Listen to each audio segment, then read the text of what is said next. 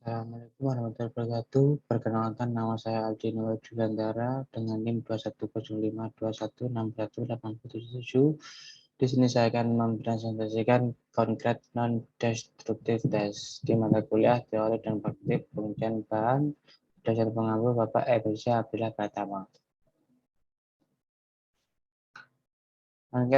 Concrete Non-Destructive Test. Definisinya adalah suatu cara untuk memeriksa, menguji, dan mengevaluasi material atau elemen struktur tanpa merusak kemampuan layan dari suatu bagian atau sistem struktur.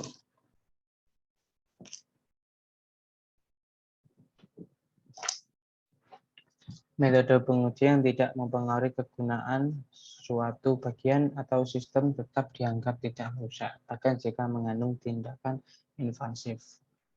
Tujuannya adalah untuk menentukan kualitas dan integritas material atau elemen struktur tanpa mempengaruhi kemampuan untuk menjalankan fungsinya.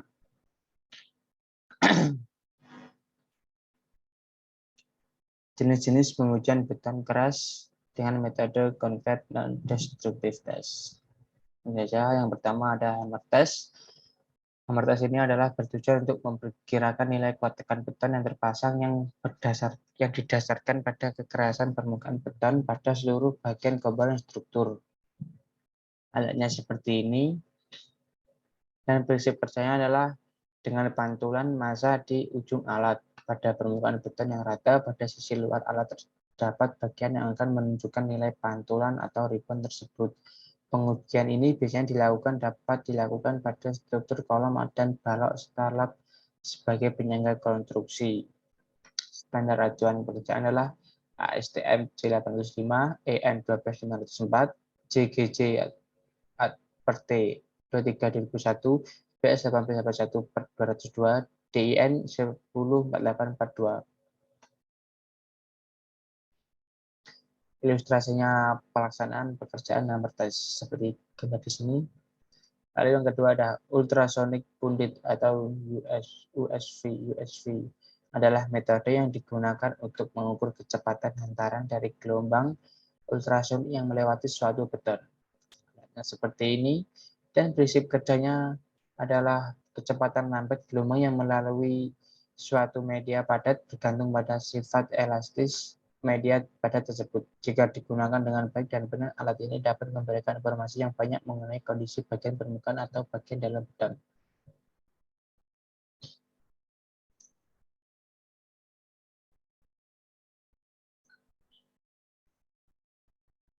Ini prosedur pelaksanaannya adalah pertama persiapan lokasi uji, kedua persiapan alat, ketiga pengujian. Kali ini menampilkan unit sensor ke permukaan beton yang akan memancarkan gelombang dari transmitter dan menuju ke arah receiver. Waktu ramat gelombang tersebut akan ditampilkan dan bisa dibaca pada display. Ilustrasinya seperti ini. Dan yang ketiga ada rebar lock traktor. Ini perlu diketahui jumlah dan posisi tulang serta ketebalan selimut beton terpasang.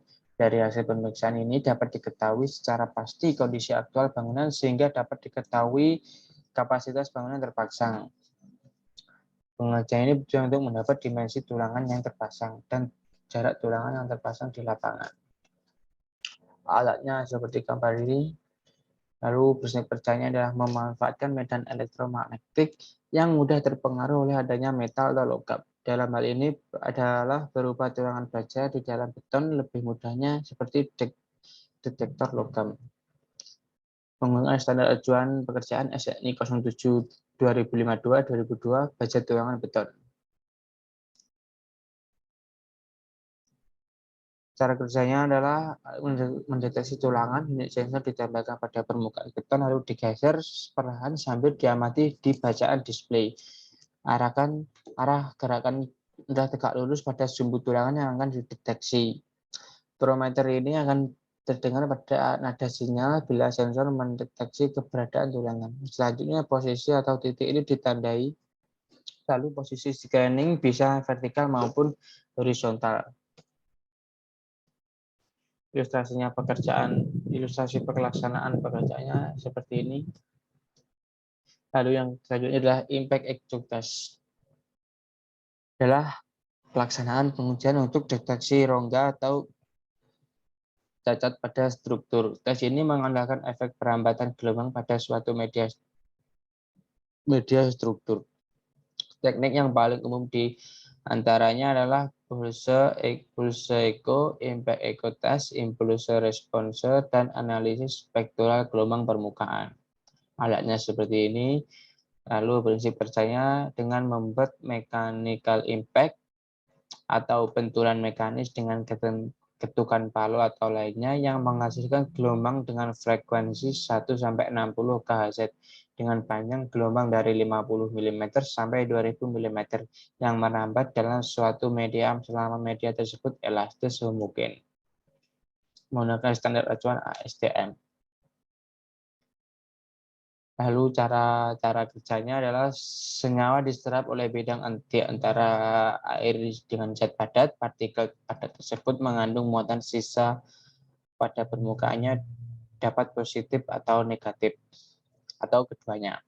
Pada fase semen akibat perbedaan muatan tersebut, partikel dengan muatan perbedaan yang posisi berdekatan menyebabkan gaya elektrostatik. Selanjutnya, partikel mengalami flokulasi atau pengumpalan. Sejumlah air diikat oleh gumpalan tersebut dan diserap pada permukaan padat, sedang sedikit air yang tersisa mampu mengurangi viskositas atau kekentalan pada pasta dan juga pada beton. Seperti ini ilustrasi pelaksanaan pekerjaannya. Lalu yang kelima ada carbon ion test. Carbon ion test adalah supaya dapat diketahui bagaimana kualitas selimut beton dalam melakukan pelindungan terhadap tulangan baja yang di dalamnya. Karena proses karbonasi menetralisis kondisi basa dalam beton, jika selimut beton seluruhnya telah terkarbonasi mencapai tulangan baja di dalamnya, maka baja tulangan di dalamnya akan segera terkorosi ketika udara lembab dan oksigen mencapai tulangan. Alatnya seperti ini.